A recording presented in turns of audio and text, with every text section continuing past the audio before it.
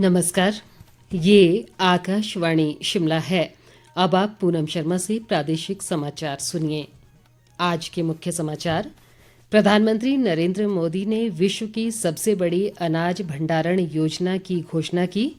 सूचना व प्रसारण मंत्री अनुराग सिंह ठाकुर ने कहा, हिमाचल में लोकसभा की 4 सीटों पर जीतेगी भाजपा।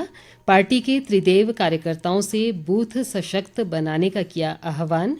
एशियाई खेलों में पदक जीतने वाले सशस्त्र बलों के जवानों के लिए वित्तीय प्रोत्साहन को केंद्र ने दी मंजूरी। और प्रधानमंत्री नरेंद्र मोदी आकाशवाणी से मन की बात कार्यक्रम में कल सुबह 11 बजे लोगों से साझा करेंगे विचार। अब समाचार विस्तार से। प्रधानमंत्री नरेंद्र मोदी ने कहा है कि देश में अगले 5 वर्षों में विश्व की सबसे बड़ी खाद्यान्न भंडारण योजना के अंतर्गत 700 लाख टन खाद्यान्न भंडारण सुविधाओं का निर्माण किया जाएगा। उन्होंने कहा कि इस विशाल परियोजना पर 1,25,000 करोड़ रुपए से अधिक की धनराशि खर्च की जाएगी। प्रधानमंत्री ने आज नई दिल्ली में सहकारिता क्षेत्र की विभिन्न परियोजनाओं का लोकार्पण किया और आधारशिला रखी। उन्होंने 11 राज्यों की 11 प्राथमिक कृषि ऋण समितियों पैक्स में विश्व की सबसे बड़ी अनाज भंडारण योजना के पायलट प्रोजेक्ट का उद्घाटन किया।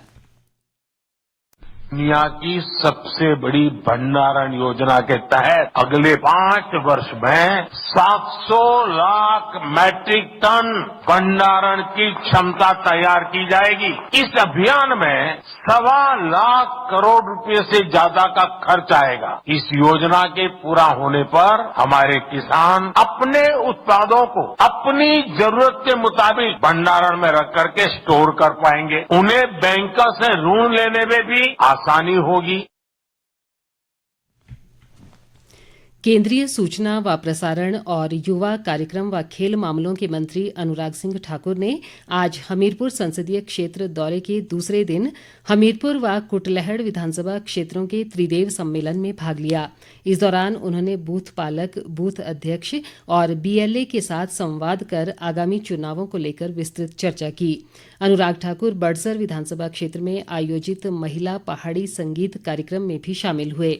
बाद में पत्रकारों से बातचीत में उन्होंने आगामी लोकसभा चुनावों में प्रदेश की 4 सीटों पर जीत का दावा किया। अनुराग ठाकुर ने कहा कि प्रदेश की जनता अपने आप को ठगा महसूस कर रही है, क्योंकि राज्य सरकार चुनाव के दौरान किए वायदों से मुकर चुकी है। उन्होंने कहा कि कांग्रेस सिर्फ चुनाव जीतने के लिए झूठे वायदे करती आई है। पहले भी 2 बार उनकी सरकार, तब भी हम ही जीते, अब भी हम ही जीतेंगे, क्योंकि कांग्रेस का चेहरा बेनकाब हो गया। जनता ठगा हुआ महसूस करती है।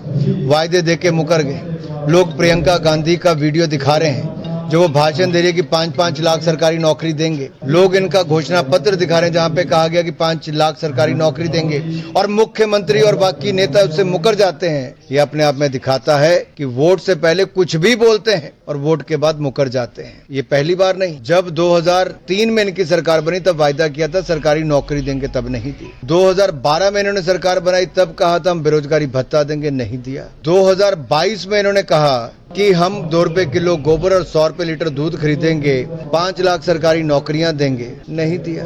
1500 रुपए बिना महिलाओं को देना था, नहीं दिया। लोग ठगा हुआ महसूस कर रहे हैं। अब ठगे हुए लोग कांग्रेस को बाहर का रास्ता दिखाएंगे। अनुराग ठाकुर ने त्रिदेव सम्मेलन में सभी कार्यकर्ताओं से अपने अपने पोलिंग बूथ सशक्त बनाने का आह्वान किया। उन्होंने कहा कि भारतीय जनता पार्टी कार्यकर्ता प्रधान संगठन है और त्रिदेव हमारे संगठन को मजबूत करने के लिए समर्पित कार्यकर्ता हैं।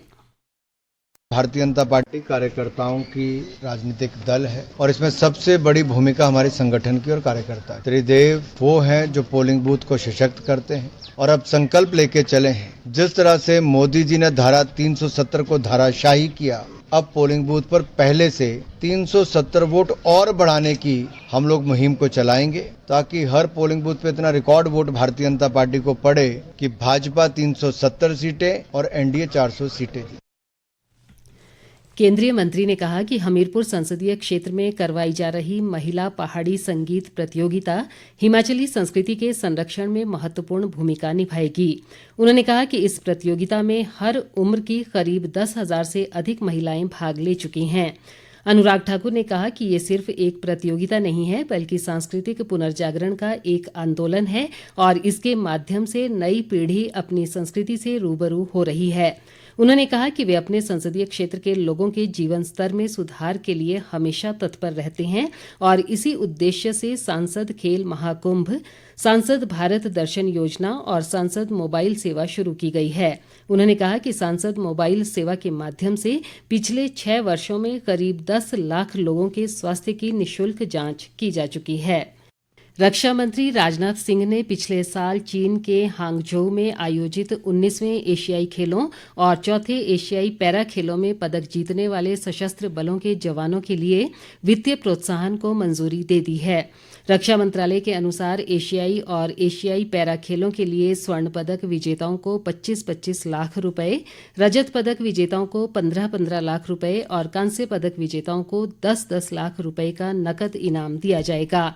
इनमें एशियाई खेलों में 80 पदक और एशियाई पैरा खेलों में 7 पदक जीतने वाले खिलाड़ी शामिल हैं। मंत्रालय ने कहा है कि पहली बार सशस्त्र बल कर्मियों के लिए मंजूर किया गया ये वित्तीय प्रोत्साहन उन्हें इस साल होने वाले पेरिस ओलंपिक खेलों में बेहतर प्रदर्शन करने के लिए प्रेरित करेगा। नेता प्रतिपक्ष जयराम ठाकुर ने कहा है कि हिमाचल प्रदेश केंद्रीय योजनाओं के सहारे आगे बढ़ रहा है और प्रदेश सरकार हर मोर्चे पर नाकाम साबित हुई है। भाजपा के संगठनात्मक जिला महासू के रोहडू मंडल में महिला मोर्चा के कार्यक्रम में उन्होंने कहा कि प्रदेश में जो भी काम चल रहे हैं वो केंद्र द्वारा ही चलाए जा रहे हैं। जयराम ठाकुर ने कहा कि मोदी सरकार की योजनाओं को महिला केंद्रित करके देश की करोड़ों महिलाओं को लाभ दिया जा रहा है। उन्होंने कहा कि राज्य सरकार प्रदेश के किसी भी विषय को लेकर गंभीर नहीं है। जयराम ठाकुर ने कहा कि प्रदेश में बनने वाले बल्क ड्रग पार्क और मेडिकल डिवाइस पार्क के मामले में सरकार उदासीनता के साथ कार्य कर रही है। नेता प्रतिपक्ष ने कहा कि केंद्र सरकार नारी शक्ति वंदन कानून लेकर आई है, जबकि सुक्खू सरकार नारी सम्मान निधि न देने के बहाने खोज रही है। प्रधानमंत्री नरेंद्र मोदी कल 25 फरवरी सुबह 11 बजे आकाशवाणी पर मन की बात कार्यक्रम में देश विदेश के लोगों के साथ अपने विचार साझा करेंगे। ये मासिक रेडियो कार्यक्रम की 110वीं कड़ी होगी। ये कार्यक्रम आकाशवाणी और दूरदर्शन के समूचे नेटवर्क पर प्रसारित किया जाएगा। ये आकाशवाणी समाचार की वेबसाइट और news on AIR mobile app पर भी उपलब्ध रहेगा। मन की बात कार्यक्रम का आकाशवाणी समाचार, दूरदर्शन समाचार, प्रधानमंत्री कार्यालय और सूचना तथा प्रसारण मंत्रालय के YouTube चैनलों पर सीधा प्रसारण किया जाएगा। चंबा जिला की पांगी घाटी में बर्फबारी से जनजीवन अस्त व्यस्त है। लोगों की परेशानियों को देखते हुए रेई पंचायत की प्रधान खेली देवी और पांगी ब्लॉक समिति के पूर्व अध्यक्ष भानी चंद ठाकुर ने सरकार से पांगी घाटी के लिए जल्द हेलीकॉप्टर उड़ानें करवाने की मांग की है। उन्होंने कहा है कि बर्फबारी से सड़क मार्ग बंद होने पर लोगों का घाटी से निकलना मुश्किल हो गया है। रेई पंचायत की प्रधान खेली देवी ने पशु औषधालय रेई में वेटनरी फार्मासिस्ट, राजकीय वरिष्ठ माध्यमिक पाठशाला रेई व राजकीय प्राथमिक पाठशाला खजियार में अध्यापकों और सब सेंटर रेई में आशा वर्कर व मल्टीटास्क वर्करों के पद तुरंत भरने का भी सरकार से आग्रह किया है। उन्होंने रेई किलाड़ संपर्क सड़क को पैदल चलने के लिए बहाल करने और बिजली आपूर्ति को सुचारू बनाने का पांगी प्रशासन से अनुरोध किया है। शिमला, सोलन, सिरमौर और किन्नौर जिलों के युवाओं के लिए अग्निवीर भर्ती प्रक्रिया आरंभ हो गई है। सेना भर्ती कार्यालय जतोग शिमला की निदेशक कर्नल पुष्विंदर कौर ने बताया कि इसके लिए युवा 22 मार्च तक ऑनलाइन आवेदन कर सकते हैं। भरमौर विधानसभा क्षेत्र के विधायक डॉक्टर जनकराज के आग्रह पर हिमाचल प्रदेश स्कूल शिक्षा बोर्ड द्वारा निर्णय लिया गया है कि जनजातीय क्षेत्रों से संबंध रखने वाले ऐसे परीक्षार्थी जो किन्हीं कारणों से अपने गृह क्षेत्र में वापस नहीं आ पाए हैं और उन्हें अपने आवंटित परीक्षा केंद्रों में परीक्षा देने में समस्या आ रही है, वे बोर्ड से संपर्क कर सकते हैं। बोर्ड के सचिव मेजर विशाल शर्मा ने बताया कि ऐसे परीक्षार्थियों की परीक्षा लेने का प्रबंध नजदीकी परीक्षा केंद्र में किया जाएगा। सोलन के ऐतिहासिक ठोडो मैदान में आज राज्य स्तरीय ईट राइट मिलेट्स मेला आयोजित किया गया। स्वास्थ्य सुरक्षा और विनियमन निदेशालय सोलन द्वारा आयोजित इस मेले की अध्यक्षता करते हुए स्वास्थ्य व परिवार कल्याण मंत्री धनीराम शांडिल ने कहा कि प्रदेश में पाए जाने वाले मोटे अनाज संतुलित आहार का मुख्य स्रोत हैं। प्रदेश की जलवायु ज्वार, बाजरा, रागी और कोदा जैसे मोटे अनाजों के उत्पादन के लिए सर्वथा उपयुक्त है। उन्होंने पारंपरिक रूप से उगाए जा रहे मोटे अनाजों को नियमित रूप से भोजन में सम्मिलित करने का आग्रह किया। शांडिल ने इस अवसर पर विभिन्न विभागों द्वारा मोटे अनाज की उपयोगिता विषय पर लगाई गई प्रदर्शनी का शुभारंभ भी किया। अंत में मुख्य समाचार एक बार फिर। प्रधानमंत्री नरेंद्र मोदी ने विश्व की सबसे बड़ी अनाज भंडारण योजना की घोषणा की। सूचना व प्रसारण मंत्री अनुराग सिंह ठाकुर ने कहा, हिमाचल में लोकसभा की 4 सीटों पर जीतेगी भाजपा। पार्टी के त्रिदेव कार्यकर्ताओं से बूथ सशक्त बनाने का किया आह्वान। एशियाई खेलों में पदक जीतने वाले सशस्त्र बलों के जवानों के लिए वित्तीय प्रोत्साहन को केंद्र ने दी मंजूरी। और प्रधानमंत्री नरेंद्र मोदी आकाशवाणी से मन की बात कार्यक्रम में कल सुबह 11 बजे लोगों से साझा करेंगे विचार। इसी के साथ ये समाचार बुलेटिन समाप्त हुआ। नमस्कार।